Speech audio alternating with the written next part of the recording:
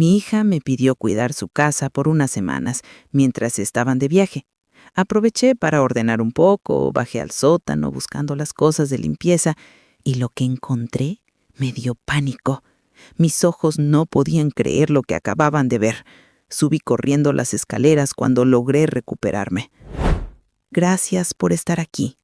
Dale like, suscríbete al canal y cuéntame en los comentarios desde dónde escuchas mi historia de venganza. Quiero saber que no estoy sola en esto y qué harías tú en mi lugar. Me senté en el sofá de la sala tratando de recuperar el aliento. Las manos me temblaban. Podía escuchar el tic-tac del reloj de pared, ese mismo reloj que le regalé a mi hija cuando se casó. La luz del atardecer entraba por las cortinas, creando sombras largas en el piso. Todo se veía tan normal, tan tranquilo, pero yo sabía que nada volvería a ser igual después de lo que acababa de ver. Mis nietos jugaban en el jardín. Escuchaba sus risas desde la ventana, esas risas inocentes que no sabían nada del horror que se escondía bajo sus pies. Para entender cómo llegué a ese momento, debo regresar al principio. Mi nombre es Carmen, tengo 68 años y soy viuda desde hace 10.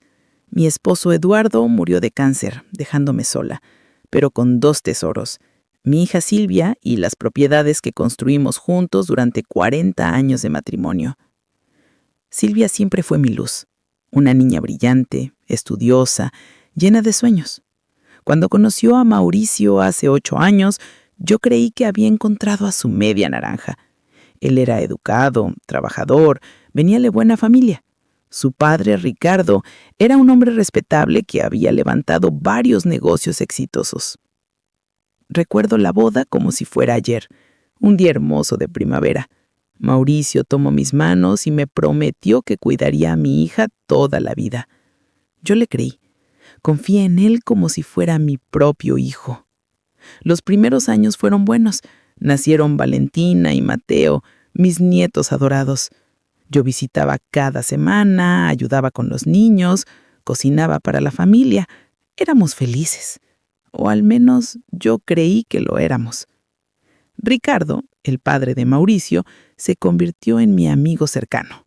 Nos veíamos en las reuniones familiares, compartíamos café los domingos, me contaba historias de cuando Mauricio era niño. Era un hombre sano, fuerte, lleno de vida a sus 70 años. Todo cambió hace 6 meses. Primero fue sutil. Mauricio empezó a cancelar las visitas. Siempre había una excusa. Mucho trabajo, los niños estaban enfermos, tenían planes familiares. Al principio no le di importancia, pensé que era normal, que las parejas jóvenes necesitaban su espacio. Pero las excusas se convirtieron en silencio. Dejó de contestar mis llamadas. Cuando lo hacía, su voz sonaba rara, quebrada. Me decía que todo estaba bien, que solo necesitaban tiempo, pero yo conocía a mi hija. Algo andaba mal. Un día fui a su casa sin avisar. Mauricio abrió la puerta. Su expresión cambió al verme. Me dijo que no podía entrar sin invitación, que esa era su casa y ahí se hacían sus reglas. Cerró la puerta en mi cara. Lloré toda la noche. Mi hija, mi única hija, atrapada detrás de esa puerta, mis nietos creciendo sin su abuela y yo sin poder hacer nada. Después vino lo de Ricardo. Hace 6 meses recibí una llamada. Ricardo había muerto. Infarto fulminante, me dijeron. Encontrado en su cama, sin signos de agonía. Muerte natural. Fui al funeral. Mauricio estaba ahí, vestido de negro, con expresión seria pero controlada. Demasiado controlada para alguien que acababa de perder a su padre. Lo vi hablar con los abogados sobre la herencia. Vi cómo sus ojos calculaban cada propiedad, cada cuenta bancaria. Silvia estaba pálida, delgada, con ojeras profundas. Intenté acercarme, pero Mauricio siempre se interponía. Decía que su esposa estaba muy afectada y que necesitaba descansar. Los meses siguientes fueron silencio absoluto. Ninguna llamada, ningún mensaje.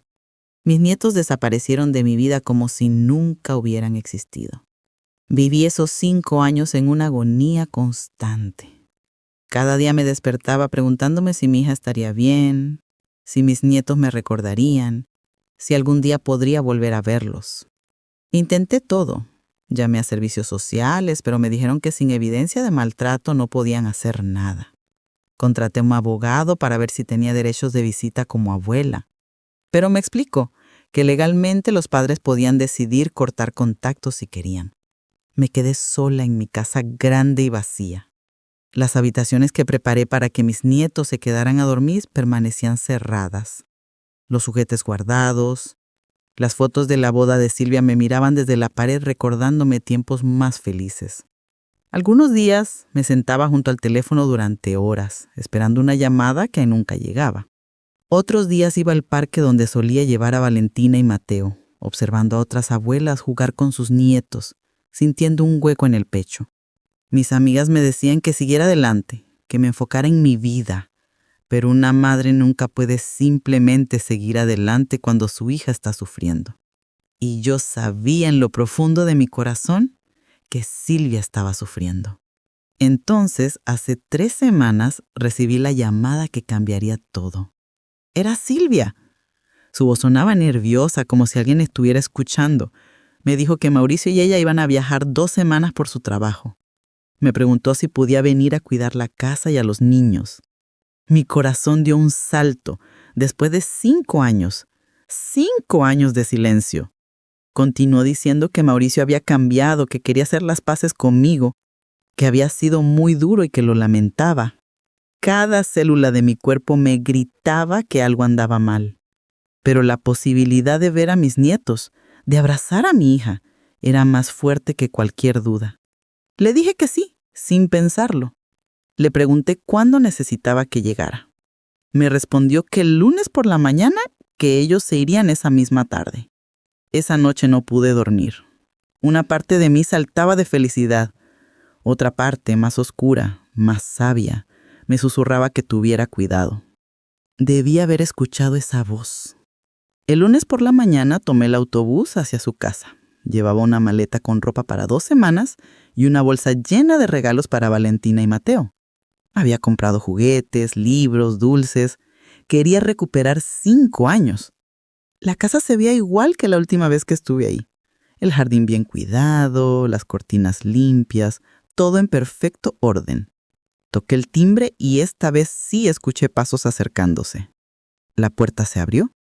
Ahí estaba Silvia, mi hija, 5 años mayor, más delgada, con ojeras que el maquillaje no lograba ocultar completamente, pero ahí estaba. Nos abrazamos y lloré sin poder contenerme. La sentía tan frágil entre mis brazos, como si pudiera quebrarse con demasiada presión. Detrás de ella apareció Mauricio. Me extendió la mano con una sonrisa que no llegaba a sus ojos. Me dijo que me veía bien, que cuánto tiempo sin vernos. Su voz sonaba amable, pero había algo en su mirada que me incomodaba. Después vinieron Valentina y Mateo bajando las escaleras. Se veían confundidos al principio, no me reconocían. Pero Silvia les dijo, soy la abuela Carmen, y poco a poco se acercaron. Pasamos la mañana juntos. Silvia me mostró la casa, me explicó dónde estaban las cosas, me dio números de emergencia. Mauricio estuvo presente todo el tiempo, nunca nos dejó solas más de unos minutos. Almorzamos todos juntos. Mauricio hablaba de su trabajo, de lo importante que era este viaje, de cuánto confiaba en que yo cuidaría bien de todo. Yo asentía, sonreía, pero algo en mi estómago se retorcía. Por la tarde, Silvia y Mauricio subieron a terminar de empacar. Yo me quedé con los niños viendo televisión. Valentina se recargó en mi hombro y sentí que mi corazón se expandía tanto que dolía. Al caer la noche, bajaron con sus maletas. Silvia me abrazó en la puerta, me susurró al oído, cuida mucho a mis bebés. Había lágrimas en sus ojos, pero me dijo que era porque extrañaría a los niños. Mauricio cargó las maletas al carro. Me dio un apretón en el hombro y me dijo, nos vemos en 2 semanas, Carmen. Cuídase mucho. Los vi alejarse por la calle hasta que las luces traseras del carro desaparecieron en la esquina. Cerré la puerta y me quedé parada en el recibidor. Silencio. Solo el sonido de los niños jugando arriba. Por primera vez en 5 años, Estaba de vuelta en la vida de mi familia. Los primeros días fueron como un sueño. Desperté cada mañana con las risas de Valentina y Mateo. Les preparaba desayunos grandes, los llevaba a la escuela, los recogía por la tarde. Hacíamos la tarea juntos. Jugábamos en el jardín. Les leía cuentos antes de dormir. Era todo lo que había soñado durante 5 años de silencio. Valentina me contaba de sus amigas en la escuela, me mostraba sus dibujos. Me llamaban abuela sin dudarlo ya, como si estos 5 años nunca hubiesen existido. Cocinaba las recetas que Eduardo y yo solíamos hacer. Llenaba la casa de aromas que me recordaban tiempos más felices. Los niños devoraban todo. Me decían que era la mejor cocinera del mundo. Por las noches, después de acostarlos, me sentaba en la sala con una taza de té. Miraba las fotos familiares en las paredes. Silvia en su graduación, la boda, los bebés. Todo se veía tan perfecto en esas imágenes. Pero había algo que no encajaba, algo que no podía identificar todavía. Una tarde estaba en el jardín con los niños. Valentina perseguía mariposas mientras Mateo trataba de trepar el pequeño árbol. Reía viéndolos cuando escuché una voz del otro lado de la cerca. Era don Rafael, el vecino. Un hombre de unos 70 años con expresión amable pero seria. Lo recordaba vagamente de antes. Me saludó y me preguntó si podía hablar conmigo un momento. Algo en su tono me puso alerta. Los niños estaban entretenidos, así que me acerqué a la cerca. Don Rafael miró hacia las ventanas de la casa como para asegurarse de que nadie estuviera escuchando. Luego me dijo en voz baja: «Señora Carmen, necesito contarle algo sobre Mauricio, algo que debería saber ahora que está sola aquí con los niños». Sentí un escalofrío recorrer mi espalda. Me contó que Ricardo, el padre de Mauricio, había sido su mejor amigo. Jugaban ajedrez todas las tardes durante 20 años. Ricardo era un hombre sano, lleno de vida, sin enfermedades. Una semana antes de morir, Ricardo llegó al parque con aspecto preocupado. Le confió a don Rafael algo que lo atormentaba. Dijo que había tomado vino con su hijo, que fue al baño y cuando regresó, vio a Mauricio cerca de su copa, que el vino sabía extraño después de eso, que esa noche estuvo muy enfermo. Ricardo tenía miedo de que su propio hijo lo estuviera envenenando, pero no tenía pruebas. No sabía cómo acusar a su propia sangre sin evidencia. 3 días después, Ricardo estaba muerto. Infarto fulminante, dijeron. Muerte natural. Don Rafael me miró a los ojos. Me dijo: «Nunca creí que fuera natural, pero no tenía nada para probarlo, hasta que lo enterraron y el caso se cerró. Solo quiero que usted lo sepa, que tenga cuidado». Me tomó la mano con sus manos arrugadas y agregó: «Solo tenga cuidado, señora Carmen. Mucho cuidado». Me agradeció por escucharlo y volvió a su casa. Yo me quedé paralizada junto a la cerca. Las risas de mis nietos sonaban ahora distantes. El jardín que hace un momento se veía hermoso, ahora parecía diferente, más oscuro, más amenazante. Esa noche no pude dormir. Las palabras de don Rafael daban vueltas en mi cabeza. Mauricio envenenó a su padre. Mauricio heredó todo. Mauricio me mira como si estuviera calculando algo. A la mañana siguiente, decidí hacer algo que normalmente no habría hecho. Decidí investigar. Después de dejar a los niños en la escuela, regresé a la casa con un propósito. Decidí limpiar. Una limpieza profunda. No porque la casa estuviera sucia, sino porque necesitaba buscar. Necesitaba saber. Limpié la sala, las habitaciones, los baños. Todo normal. Nada fuera de lugar. Entonces recordé que Silvia me había dicho que los productos de limpieza estaban en el sótano. Bajé las escaleras de madera. Cada escalón crujía bajo mis pies. El sótano estaba frío, húmedo, iluminado solo por un foco débil que colgaba del techo. Había cajas apiladas contra las paredes. herramientas viejas, bicicletas oxidadas, el típico desorden de años. Busqué entre los estantes detergente, cloro, esponjas. Todo lo que necesitaba estaba ahí. Estaba por subir cuando algo llamó mi atención. Una caja de cartón escondida detrás de una pila de periódicos viejos. No había nada particularmente especial en ella, pero estaba fuera de lugar. Demasiado limpia, demasiado nueva comparada con todo lo demás ahí abajo. Algo me impulsó a acercarme, a moverla un poco, a abrirla.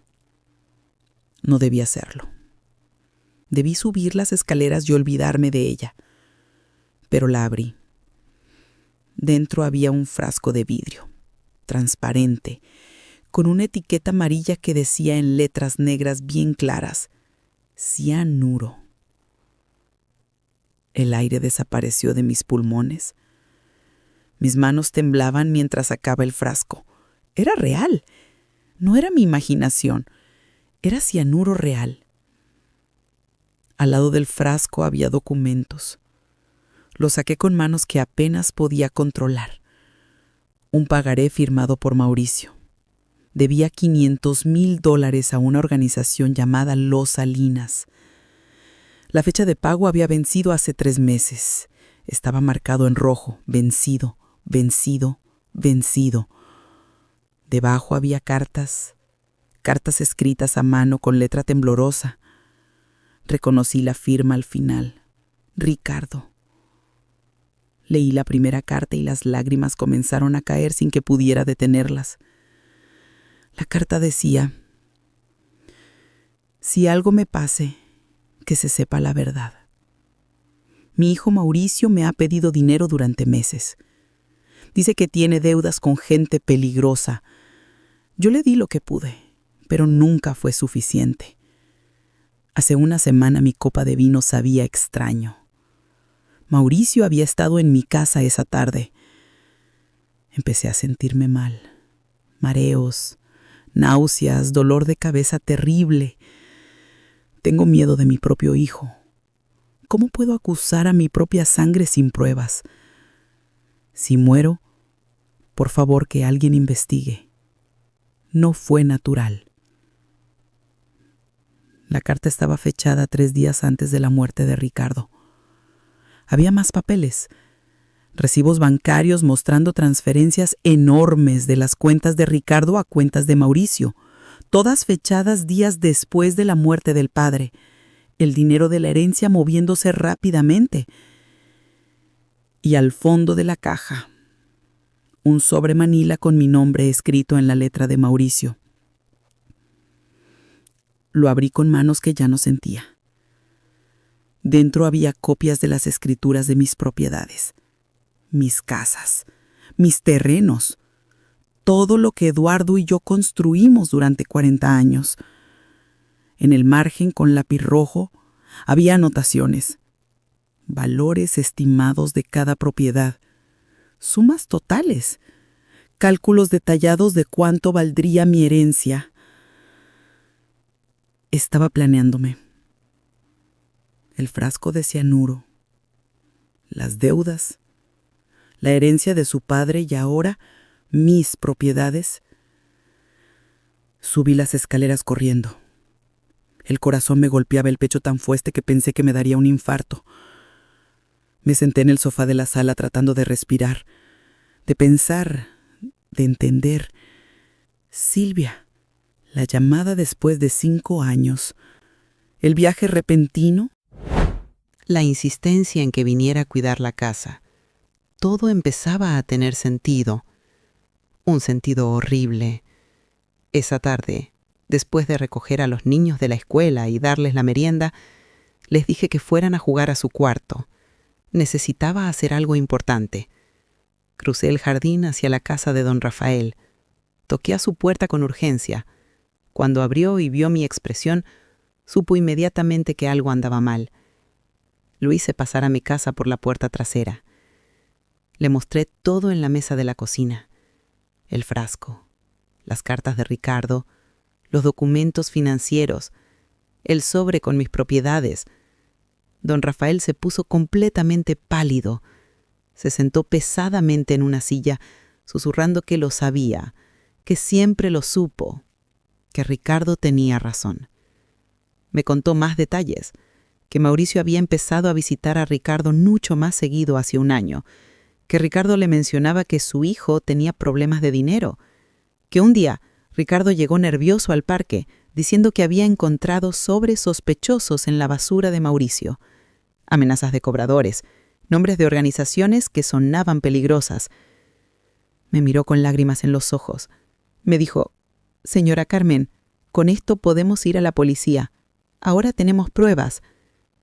Esa misma noche, después de acostar a los niños, don Rafael y yo fuimos a la estación de policía.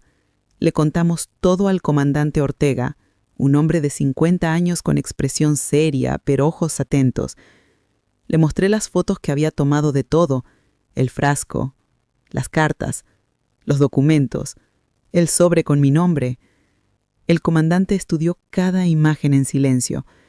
Finalmente levantó la vista y me dijo algo que me dejó sin aliento.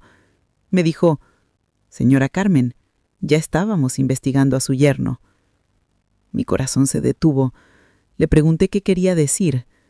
Me explicó que hace 3 meses recibieron una denuncia anónima sugiriendo que la muerte de Ricardo no fue natural. Su investigadora, Sandra Ruiz, había descubierto conexiones entre Mauricio y una organización criminal llamada Los Salinas. Susurré: «El pagaré». «Exacto», dijo el comandante. «Los Salinas son prestamistas ilegales. Prestan dinero con intereses imposibles. Cuando la gente no puede pagar, usan violencia. Mauricio les debe una fortuna. Creemos que mató a su padre para pagar parte de esa deuda con la herencia». Hizo una llamada y minutos después entró una mujer joven uniformada, Sandra Ruiz. Me explicó que necesitaban exhumar el cuerpo de Ricardo para hacer una nueva autopsia, que si encontraban cianuro tendrían evidencia definitiva, pero que el proceso tomaría al menos una semana. Le pregunté qué hacía yo mientras tanto. No podía simplemente quedarme en esa casa actuando como si nada. El comandante me dio un número de teléfono de emergencia.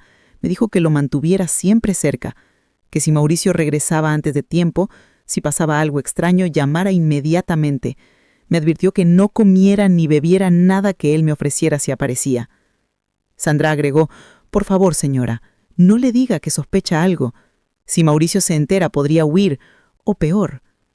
Le pregunté cómo iba a actuar normal, sabiendo que era un asesino. Sandra me puso una mano en el hombro. Me dijo: «Por sus nietos, por su hija, necesitamos que nos ayude a atraparlo». Volví a casa con un peso enorme en el pecho. Los días siguientes fueron extraños. Por fuera todo era normal. Llevaba a los niños a la escuela, cocinaba, jugaba con ellos, los acostaba, pero por dentro estaba en alerta constante. Cada noche revisaba que las puertas estuvieran bien cerradas. Mantenía el teléfono de emergencia bajo mi almohada. Saltaba con cada ruido. Don Rafael me llamaba 3 veces al día para asegurarse de que estuviera bien. Me dijo que vigilaba la casa desde su ventana, que si veía algo sospechoso, vendría inmediatamente. Pasaron 5 días así. 5 días de espera, de miedo controlado. De actuar normal mientras por dentro sentía que me desmoronaba. Y entonces, una tarde, todo cambió. Era martes por la tarde. Acababa de recoger a los niños de la escuela. Estábamos comiendo galletas en la cocina cuando sonó mi teléfono. Era el comandante Ortega. Le dije a los niños que fueran a jugar arriba y me encerré en el baño para hablar. El comandante me dijo: «Señora Carmen, tenemos los resultados de la autopsia». Mi corazón empezó a latir tan fuerte que podía escucharlo en mis oídos. Me dijo: «Cianuro. Concentraciones letales en múltiples tejidos. Ricardo no murió de infarto. Fue envenenado deliberadamente. Tuve que sentarme en el borde de la tina porque las piernas no me sostenían». El comandante continuó: «Eso significa que tenemos evidencia definitiva. Ya emitimos la orden de arresto. Solo estamos esperando que su yerno regrese del viaje. Según tenemos de actuar normal mientras por dentro sentía que me desmoronaba. Y entonces, una tarde, todo cambió. Era martes por la tarde. Acababa de recoger a los niños de la escuela. Estábamos comiendo galletas en la cocina cuando sonó mi teléfono. Era el comandante Ortega. Le dije a los niños que fueran a jugar arriba y me encerré en el baño para hablar.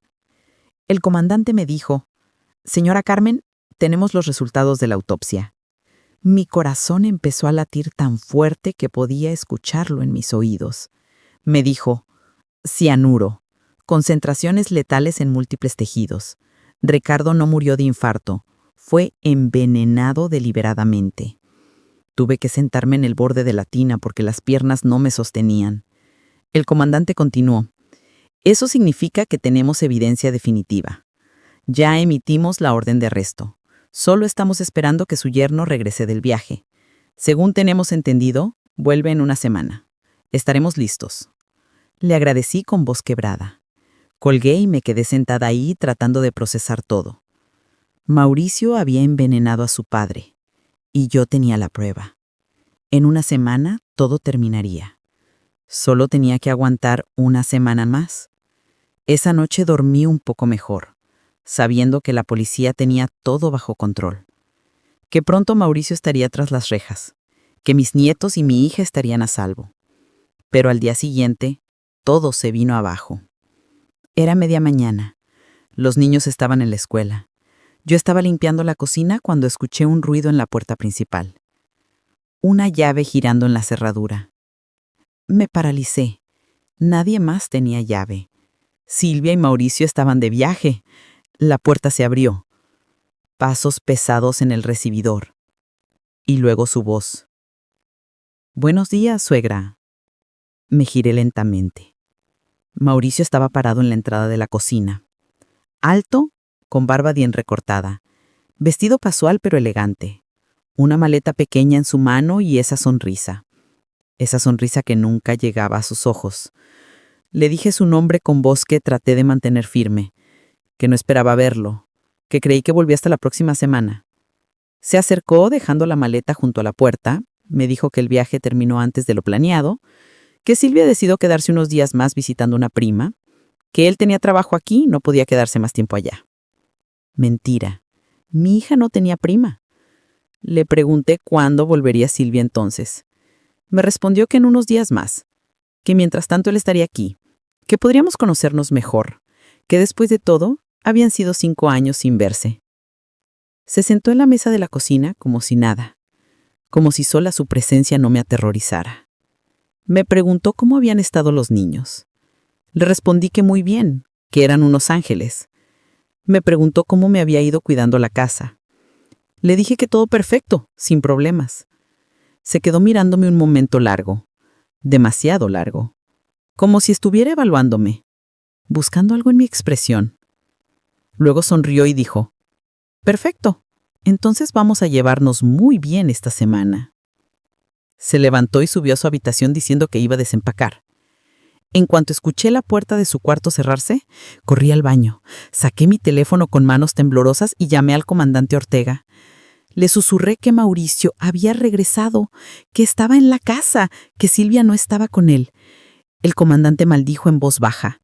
Me dijo que esto complicaba las cosas, que la orden de arresto estaba lista, pero que preferían esperarlo en un lugar público para evitar problemas con los niños. Me preguntó si podía aguantar unos días más. Le dije que no sabía, que tenía miedo. Me respondió: «Si siente que está en peligro inmediato, llame al número de emergencia. Pero si puede, trate de actuar normal. Solo unos días más. Estamos vigilando la casa». Colgué sintiendo que el mundo se cerraba a mi alrededor. Mauricio estaba ahí, en la casa, conmigo, y yo sabía su secreto. Los siguientes días fueron una pesadilla. Mauricio no se iba. Estaba siempre presente, siempre observando, siempre ofreciendo cosas. La primera mañana preparó café. Me ofreció una taza diciendo que era de la marca que le gustaba a su padre, que Ricardo siempre tomaba este café.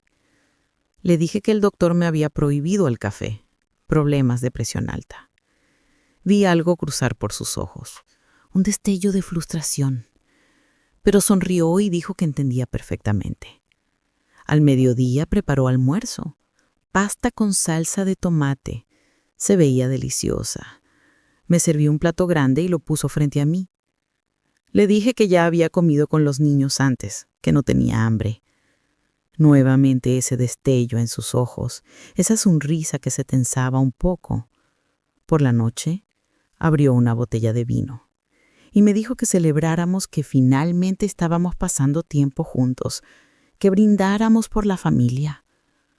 Le respondí que lamentablemente no podía tomar alcohol. El doctor me lo había prohibido también. El hígado, mentí. Esta vez no sonrió, solo asintió y tomó su copa mirándome por encima del borde. Al día siguiente fue más insistente. Hizo sopa especial. Me dijo que era la receta favorita de su madre, que por favor la probara, que había trabajado toda la mañana en ella. Le dije que tenía el estómago sensible últimamente, que cualquier cosa pesada me caía mal. Mauricio dejó la cuchara con un golpe seco. Me preguntó directamente, ¿por qué no comes nada de lo que preparo, Carmen?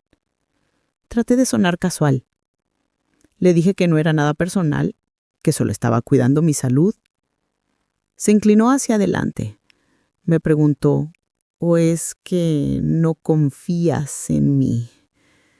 El aire entre nosotros se congeló. Le respondí preguntándole por qué no habría de confiar en él, que era el esposo de mi hija. Se quedó mirándome largo rato. Luego se levantó sin decir nada y se fue a su estudio dando un portazo. Los niños me preguntaron si papá estaba enojado. Les dije que no, que solo estaba cansado del trabajo. Esa noche llamé otra vez al comandante. Le dije que no podía seguir así, que Mauricio sospechaba algo, que cada día que pasaba era más peligroso. El comandante me dijo que aguantara solo un día más, que mañana lo arrestarían cuando saliera de la casa para ir al trabajo, que todo estaría bien. Pero esa noche algo cambió. Eran cerca de las 11. Los niños dormían. Yo estaba en mi cuarto con la puerta cerrada cuando escuché pasos en el pasillo. Pasos lentos, deliberados, deteniéndose frente a mi puerta. Contuve la respiración. La manija de la puerta se movió lentamente, como si alguien estuviera probándola. Gracias a Dios la había cerrado con seguro. La manija dejó de moverse. Los pasos se alejaron. No dormí en toda la noche. Me quedé sentada en la cama con el teléfono de emergencia en una mano y un cuchillo de la cocina que había escondido en el cajón del buró en la otra, esperando, temblando, rezando que amaneciera pronto. A las 6 de la mañana escuché movimiento abajo. Mauricio en la cocina, preparando café. Bajé las escaleras tratando de parecer normal. Le di los buenos días. Él se giró mirándome con una expresión extraña.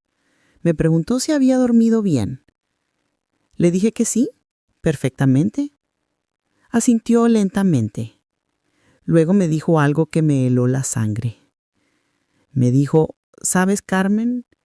Esta casa tiene muchos secretos, muchas cosas escondidas que la gente no debería encontrar. Espero que hayas respetado la privacidad de tu hija mientras ella no está. Lo miré sin saber qué decir. Él sonrió, tomó su café y agregó, porque a veces cuando la gente busca donde no debe, encuentra cosas que le pueden hacer mucho daño. Sabía.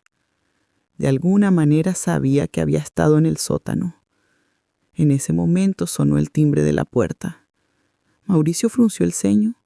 No esperaba a nadie. Fui a abrir con el corazón en la garganta. Pero no era la policía. Era Silvia. Mi hija estaba parada en la puerta, pálida, delgada, con una mochila en el hombro y lágrimas corriendo por su rostro. Me abrazó tan fuerte que casi no podía respirar. Susurró en mi oído, «Mamá, lo siento tanto. No podía quedarme lejos sabiendo que estabas aquí sola con él. Mauricio apareció detrás de nosotras. Su voz era fría como hielo. Le preguntó a Silvia qué hacía ahí, que se suponía que estaría con su prima toda la semana. Silvia se separó de mí y lo enfrentó. Por primera vez en años vi algo en sus ojos que no era miedo, era determinación. Le dijo: «No puedo seguir fingiendo, Mauricio. No puedo seguir mintiendo. No puedo seguir callando lo que sé».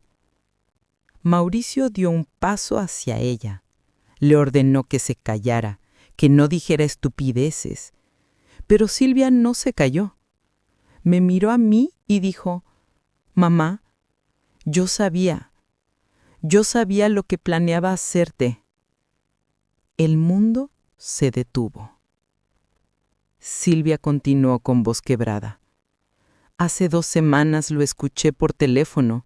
Estaba en su estudio. Hablaba de comprar algo.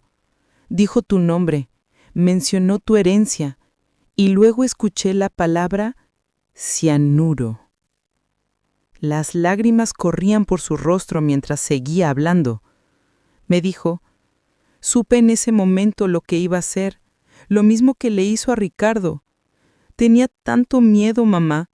Si me negaba a llamarte, temía que me lastimara, que lastimara a los niños. Pero si te traía aquí, sabía que te mataría». Su voz se quebró completamente. Me dijo: «Por eso preparé toda esa comida etiquetada. Cada vez que sabía que él iba a servirte algo, yo lo derramaba, cambiaba los platos, ponía excusas. Estaba tratando de protegerte sin que él sospechara. Por eso me grabé. Grabé cada conversación sospechosa que pude, porque sabía que algún día lo necesitaríamos». Sacó su teléfono del bolsillo con manos temblorosas. Mauricio se lanzó hacia ella, tratando de quitárselo, pero yo me interpuse. Grité que no se atreviera a tocarla. Silvia presionó play en su teléfono y lo puso en volumen alto. La voz de Mauricio llenó la sala. Una grabación. Clara, inconfundible. Su voz decía: «Sí, necesito cianuro. La cantidad que te dije. Mi suegra viene el lunes. Tiene propiedades por más de 2 millones. Con Ricardo funcionó perfecto. Nadie sospechó nada. Va a parecer un infarto natural como siempre pasa con los viejos. Solo necesito que esto se vea accidental». El silencio que siguió fue absoluto. Mauricio se quedó completamente inmóvil. Su rostro no mostraba emoción, pero sus ojos eran de un animal acorralado. De repente se lanzó hacia Silvia, tratando de arrebatarle el teléfono, de destruir la evidencia. Pero en ese momento, la puerta principal se abrió de golpe. El comandante Ortega entró primero, arma desenfundada, seguido por 4 oficiales más, chalecos antibalas, todo muy rápido, todo muy profesional. Gritaron: «Policía, al suelo ahora». Mauricio los miró con expresión de incredulidad. Luego me miró a mí, luego a Silvia. Intentó correr hacia la puerta trasera, pero 2 oficiales lo interceptaron. Lo tiraron al suelo boca abajo, le pusieron las esposas. Mauricio gritaba que esto era un error, que no tenían derecho, que éramos unas mentirosas, que su abogado nos demandaría a todos. El comandante Ortega se arrodilló junto a él. Le dijo con voz calmada, pero firme: «Tenemos la autopsia de tu padre. Cianuro en concentraciones letales. Tenemos tus documentos financieros mostrando deudas con los Salinas. Tenemos las cartas de Ricardo donde describe cómo lo envenenaste. Tenemos el frasco de cianuro en tu sótano, con tus huellas digitales. Y ahora tenemos una grabación donde admites haber matado a tu padre y planear matar a tu suegra». Le dijo: «Acabas de perder, Mauricio». Sandra Ruiz Entró y fue directamente hacia Silvia. La abrazó y le dijo que había sido increíblemente valiente, que esa grabación era exactamente lo que necesitaban para el caso. Silvia se derrumbó en mis brazos sollozando. Me repetía una y otra vez que lo sentía. Que debió haberme dicho antes. Que vivió 5 años en ese infierno, tratando de protegernos a todos. Le acaricié el cabello como cuando era niña. Le dije que ya todo había terminado, que estaba a salvo, que todos estábamos a salvo. Se llevaron a Mauricio esposado y gritando. Lo metieron en la patrulla. Las luces rojas y azules iluminaban toda la calle. Los vecinos se habían salido a ver. Don Rafael estaba en su jardín. Cuando nuestras miradas se cruzaron, asintió con lágrimas en los ojos. Un gesto simple que lo decía todo. Ricardo podía descansar en paz. Valentina y Mateo bajaron las escaleras asustados por todo el ruido. Silvia los abrazó y les dijo que todo estaba bien, que papá tuvo que irse un tiempo, que ahora solo estaríamos nosotros 3 y la abuela. Los niños se aferraron a ella sin entender completamente lo que pasaba, pero sintiendo que algo grande había cambiado. Los meses siguientes fueron un torbellino de procedimientos legales. El juicio de Mauricio fue público y masivo. Los medios lo cubrieron como el caso del año. El hijo que envenenó a su padre y planeó hacer lo mismo con su suegra por dinero y deudas criminales. El fiscal presentó cada pieza de evidencia, meticulosamente. La autopsia de Ricardo, mostrando concentraciones letales de cianuro en múltiples tejidos. Las cartas escritas por Ricardo expresando sus sospechas días antes de morir. Los documentos financieros mostrando las deudas masivas con los Salinas y las transferencias de dinero después de la muerte. El frasco encontrado en el sótano con las huellas digitales de Mauricio y la grabación de Silvia, donde él confesaba todo sin saber que estaba siendo grabado. Yo tuve que testificar. Fue uno de los días más duros de mi vida. Parada frente a un tribunal lleno de extraños, contando cómo descubrí que mi yerno era un asesino, cómo pasé días en su casa sabiendo que planeaba matarme, cómo rechacé cada comida, cada bebida, actuando normal mientras por dentro estaba aterrada. Don Rafael también subió al estrado.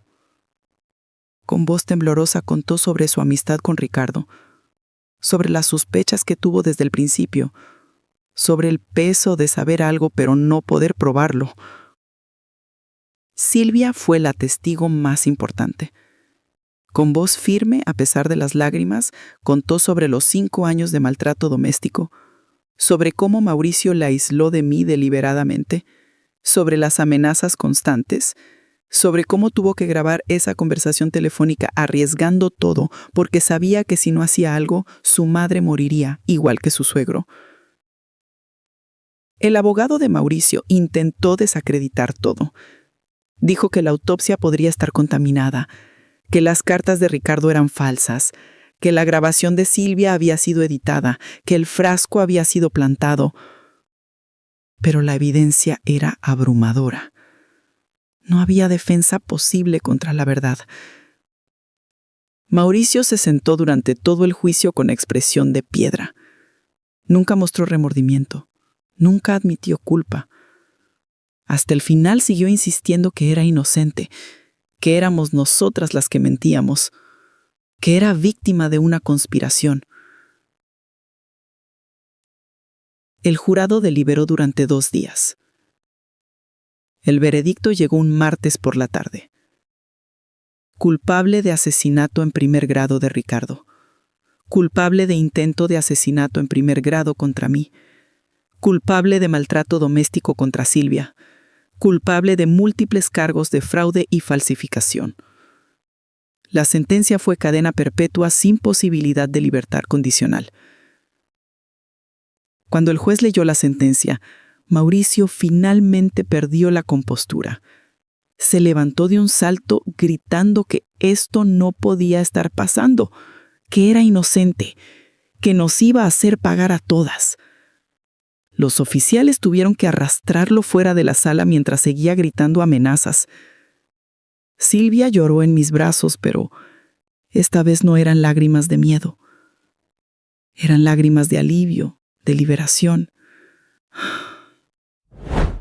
Después del juicio, Silvia inició los trámites de divorcio inmediatamente. Fue rápido y sin complicaciones. Mauricio no tenía nada que pelear desde prisión. No tenía derechos. No tenía voz. Silvia obtuvo custodia completa de Valentina y Mateo. Mauricio no tendría ningún contacto con ellos nunca más. Ni visitas, ni llamadas, ni cartas. Nada. Decidimos empezar completamente de nuevo. Juntas. Como debió haber sido siempre. Vendí mi casa grande y vacía. Silvia vendió la casa donde había vivido esa pesadilla. Con ese dinero compramos una casa nueva. No muy grande, no muy lujosa, pero llena de luz. Con un jardín enorme donde los niños pudieran jugar sin sombras del pasado. Nos mudamos una mañana soleada de primavera. Valentín y Mateo corrían de habitación en habitación emocionados, explorando su nuevo hogar. Por primera vez en años, los vi sonreír sin ese peso indefinible en los ojos. Los primeros meses fueron de ajuste y sanación. Silvia empezó terapia. Tenía que procesar 5 años de abuso psicológico.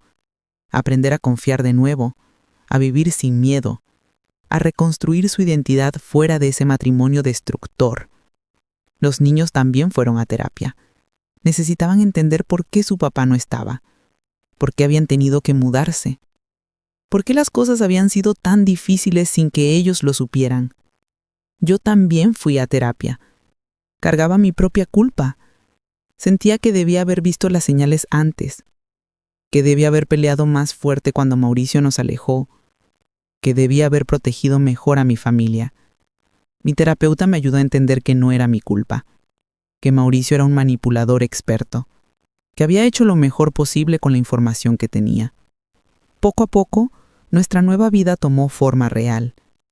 Establecimos rutinas saludables, desayunos todos juntos sin prisas, almuerzos caseros que llenaban la casa de aromas reconfortantes, cenas donde nos sentábamos a la mesa y cada uno compartía algo bueno de su día.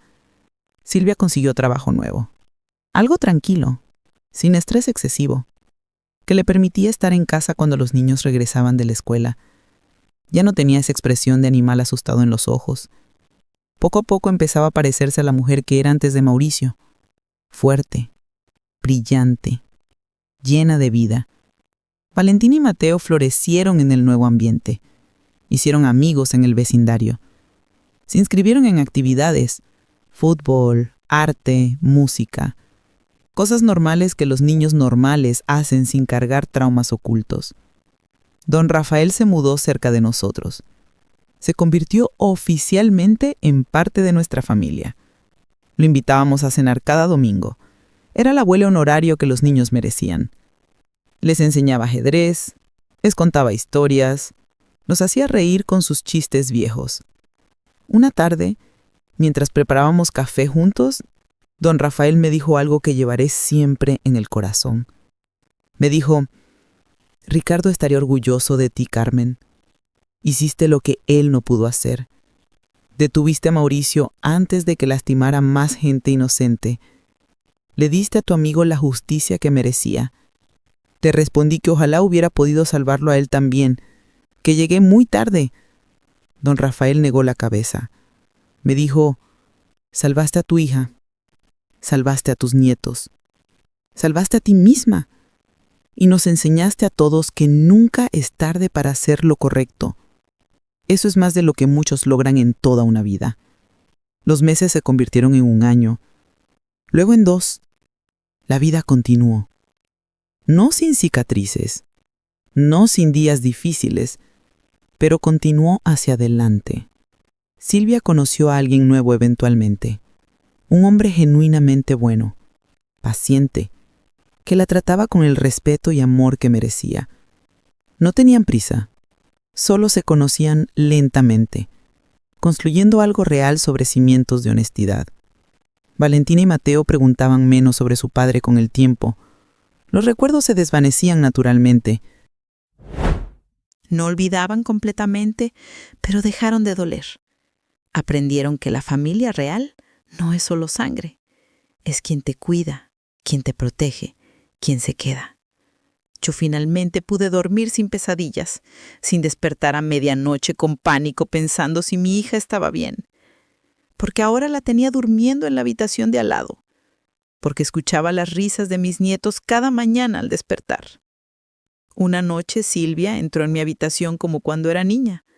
Se sentó en mi cama y tomó mi mano entre las suyas. Me dijo: «Mamá, nunca te he agradecido apropiadamente, por no rendirte, por seguir buscándome incluso cuando te rechacé, por arriesgar tu vida para salvarnos, por ser más valiente de lo que yo pude ser».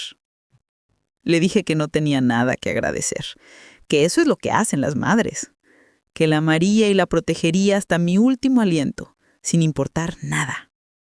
Nos quedamos así en silencio tomadas de la mano, hasta que ella se durmió recargada en mi hombro. Y en ese momento supe con absoluta certeza que habíamos ganado, no solo contra Mauricio, sino contra el miedo que casi nos destruye, contra el silencio que casi nos mata, contra la oscuridad que casi nos consume completamente. Habíamos recuperado nuestra libertad, nuestra paz, nuestra familia. Y eso valía más que cualquier propiedad, más que cualquier herencia, más que cualquier cosa material en el mundo. Hoy, 3 años después de todo aquello, miro hacia atrás y veo claramente el camino que recorrimos. Aprendí que el mal no siempre llega con señales obvias. A veces llega con sonrisas encantadoras y promesas hermosas. A veces se sienta a tu mesa. A veces vive en tu propia casa. A veces es alguien en quien confiaste completamente. Aprendí que una madre nunca debe dejar de pelear por sus hijos, que ese instinto que te dice que algo anda mal raramente se equivoca, que cuando todas las puertas se cierran, siempre existe una ventana si la buscas con suficiente determinación. Aprendí que la justicia no siempre es rápida, pero cuando finalmente llega, trae consigo una paz que no puede comprarse. Aprendí que las familias rotas pueden sanar con tiempo y amor, que los niños son más resilientes de lo que creemos, que el amor verdadero es infinitamente más fuerte que cualquier miedo. Y aprendí que nunca estás realmente sola en las batallas importantes, que hay vecinos como don Rafael que vigilan, que hay policías como el comandante Ortega que se preocupan genuinamente, que hay personas buenas en el mundo dispuestas a ayudar, si solo te atreves a pedir ayuda. Si estás escuchando esta historia y algo dentro de ti resuena, si sientes que alguien en tu vida no es quien dice ser, si ves señales que otros parecen ignorar, por favor no te quedes callada. Habla, busca ayuda, confía en tu instinto maternal. Porque al final del día, la verdad siempre encuentra la manera de salir a la luz. Y los monstruos, sin importar qué tan bien se escondan tras máscaras perfectas, siempre terminan cayendo. Si mi historia te conmovió, si te hizo pensar, si te recordó la importancia de cuidar y proteger a los tuyos, te invito a compartirla. Déjame un comentario contando desde dónde me escuchas. Cuéntame si tienes tu propia historia de supervivencia y valentía. Recuerda, no estás sola. Ninguna de nosotras lo está. Siempre hay alguien dispuesto a escuchar, a creer, a ayudar. Esta historia está basada en eventos reales, pero algunos detalles fueron modificados para proteger la privacidad de las personas involucradas. Gracias por escucharme hasta el final. Gracias por estar aquí conmigo hoy.